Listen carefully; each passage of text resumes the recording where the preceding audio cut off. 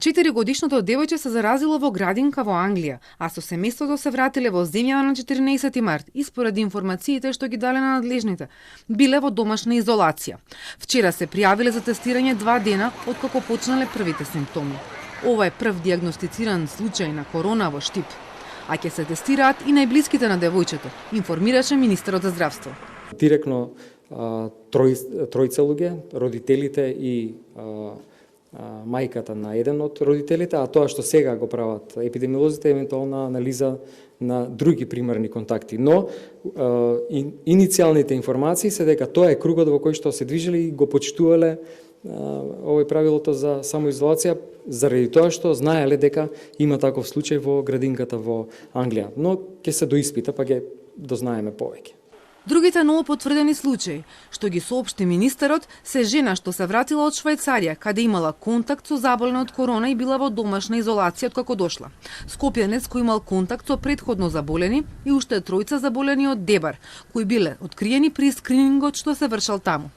Се чекаат резултати за уште 35 тестирани. Министерот Филипчи информираше дека здравствената состојба на претходно заболените е непроменета и стабилна. Бројката достигна 48 и еден излекуван пациент. Пациентите во нашата земја се во пораст. Сметам дека здравствениот систем засега е добро менаџиран, дека е исклучително добро тоа што пациентите се откриваат во рана фаза, заради тоа што само пациенти кои што се откриваат во касна фаза и директно ги зафаќаат местата во оделите за интензивна нега е нешто што во многу земји го практично колабира здравствениот систем.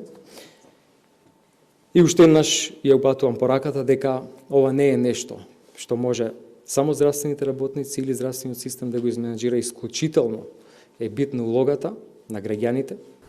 Епидемиолозите се обидуваат да добијат исцрпни податоци од заболените. Целта е да се стигне до сите првични контакти кои ги имале, бидејќи тие се најризични и може да се заразени, а потоа да ја шират болеста.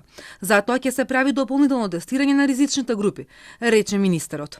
За третман на сомнителните или потврдените случаи на заболени од корона кои ќе имаат потреба од некаква друга медицинска интервенција, се става во функција и болницата 8 септември, каде меѓу другото ќе биде обезбеден и посебен оддел со 22 кревети и 2 респиратори.